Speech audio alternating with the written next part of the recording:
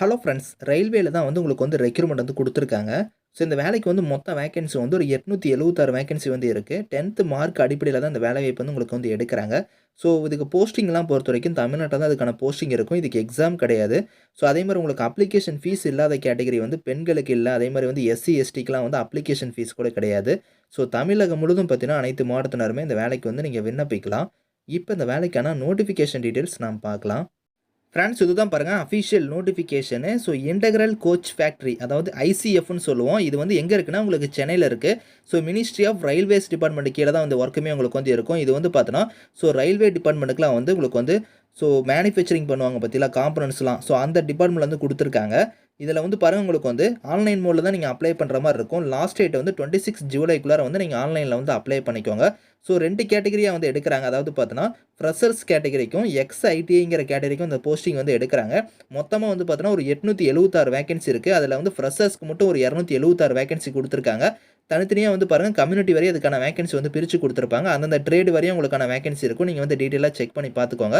அதே மாதிரி வந்து பார்த்தோன்னா நீங்கள் வந்து இன்ஜினியரிங் டிகிரி இல்லைனா வந்து டிப்ளமோ முடிச்சிருந்தா அவங்க வந்து எலிஜிபிள் கிடையாது அப்படிங்கிறதையும் கொடுத்துருக்காங்க. குவாலிஃபிகேஷனைஸ் நீங்கள் வந்து 10th முடித்தவங்க, 12th முடித்தவங்க, ஐடிஐ முடித்தவங்க இதுக்கு வந்து எலிஜிபிள், நீங்கள் வந்து அப்ளை பண்ணிக்கலாம் அப்படிங்கிற மாதிரி கொடுத்துருக்காங்க.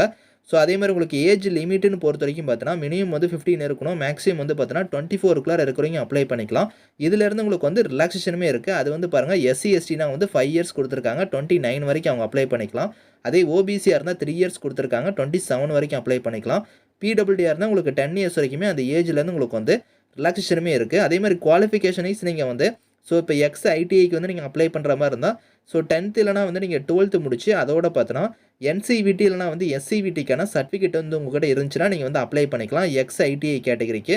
அதே வந்து நீங்கள் வந்து ஃப்ரெஷர்ஸ் கேட்டகரியில் நீங்கள் அப்ளை பண்ணுற மாதிரி இருந்தால் 10th நீங்கள் மினிமம் வந்து பாஸ் பண்ணாலே இதுக்கு வந்து எலிஜிபிள். அப்படி இல்லைனா நீங்கள் 12th நீங்கள் முடிச்சிருந்தா கூட அப்ளை பண்ணிக்கலாம். ஸோ இதுக்கு ட்ரைனிங் பீரியட்னு பொறுத்த வரைக்கும் 2 இயர்ஸ் வந்து இதுக்கான ட்ரைனிங் பீரியட் வந்து இருக்கும் ஃப்ரெஷர்ஸ் கேட்டகரிக்கு. அதே எக்ஸ்-ஐடிஐ இருந்தால் 1 இயர் இதுக்கான ட்ரைனிங் பீரியடுமே வந்து இருக்கும் அப்படிங்கிற மாதிரி கொடுத்துருக்காங்க. ஸோ உங்களுக்கு ஸ்டைஃபனை பொறுத்த வரைக்கும் பாருங்கள், ஃப்ரெஷர்ஸில் வந்து நீங்கள் 10th முடிச்சவங்க அப்ளை பண்ணால் 6000 பர் மந்த் உங்களுக்கான ஸ்டைஃபன் இருக்கும். அதே வந்து நீங்கள் 12th முடிச்சிருந்தீங்கன்னா 7000 பர் மந்த் உங்களுக்கான ஸ்டைஃபன் இருக்கும். எக்ஸ்-ஐடிஐக்கும் வந்து பார்த்தோன்னா 7000 வந்து உங்களுக்கு ட்ரைனிங் பீரியடில் வந்து இருக்கும் அப்படிங்கிற மாதிரி கொடுத்துருக்காங்க. ஸோ எப்படி வந்து உங்களுக்கு செலக்ஷன் மெத்தட் வந்து பண்ணுறாங்கன்னா, உங்களோட மார்க்கை பேஸ் பண்ணி தான் அவங்க வந்து ஷார்ட் லிஸ்ட் பண்ணுறோம் அப்படிங்கிற மாதிரி கொடுத்துருக்காங்க. ஸோ 10th 12th ஐடிஐயோட மார்க்கை பேஸ் பண்ணி தான் அவங்க வந்து ஷார்ட் லிஸ்ட் பண்ணுவாங்க. ஹவு டு அப்ளைல வந்து பாருங்கள், நீங்கள் ஆன்லைன் மோடில் அப்ளை பண்ணக்கூடிய வெப்சைட் லிங்க் இதிலேயே இருக்குது. ஸோ இந்த வெப்சைட்டில் போய் நீங்கள் வந்து டேரெக்டாக ஆன்லைனில் வந்து நீங்கள் அப்ளை பண்ணிக்கலாம். லாஸ்ட் டேட் வந்து 26 ஜூலை தான் வந்து லாஸ்ட் டேட்டு. ஸோ அதே மாதிரி உங்களுக்கு அப்ளிகேஷன் ஃபீஸ்னு பொறுத்த வரைக்கும் எஸ்சி, எஸ்டி, பிடபிள்யூடி, உமன் கேட்டகரிக்கு வந்து எந்த விதமான ஃபீஸ் இல்லை, ஃப்ரீயாகவே அப்ளை பண்ணிக்கலாம். இவங்களை தவிர்த்து மீதி இருக்கிறீங்களா வந்து ₹100 வந்து நீங்கள் அப்ளிகேஷன் ஃபீஸ் வந்து நீங்கள் பே பண்ணுற மாதிரி இருக்கும். ஸோ அது வந்து நீங்கள் ஆன்லைன் மூலியே நீங்கள் வந்து பே பண்ணிக்கலாம். அதுக்கான டீட்டெயிலுமே இதில் வந்து கொடுத்துருக்காங்க, செக் பண்ணி பாருங்கள். ஸோ டேரெக்டாக வந்து பாருங்கள், இதிலேயே கொடுத்துருக்காங்க. தி மெரிட் லிஸ்ட் வச்சு தான் உங்களுக்கு வந்து பேஸ் பண்ணி தான் உங்களுக்கு வந்து ஷார்ட் லிஸ்ட் பண்ணுறோம். உங்களோட 10th மார்க்கை பேஸ் பண்ணி தான் அவங்க வந்து ஷார்ட் லிஸ்ட் பண்ணுவோம் அப்படிங்கிறதையும் கிளியராக கொடுத்துட்டாங்க. உங்களோட 10th மார்க் வச்சு தான் அவங்க வந்து இந்த ரெக்ரூட்மெண்ட்டை வந்து பண்ணுவோம் அப்படிங்கிற மாதிரி கொடுத்துருக்காங்க. ஸோ வில்லிங்காக இருக்கிறவங்க அப்ளை பண்ணிக்கோங்க. இதுக்கான லிங்க் வந்து நான் கீழே கொடுக்குறேன். ஸோ இந்த வீடியோ மஸ்ட்டாக உங்கள் ஃப்ரெண்ட்ஸுங்களுக்கும் ஷேர் பண்ணி, நம்ம சேனலில் ஃபஸ்ட் டைம் பார்த்தீங்கன்னா மறக்காம சப்ஸ்கிரைப் பண்ணி கூடவே இருக்கிற பெல் பட்டனையும் கிளிக் பண்ணிக்கோங்க. நான் போடக்கூடிய வீடியோ வந்து உங்களுக்கு அப்டேட் ஆகிட்டே இருக்கும். Thank you friends.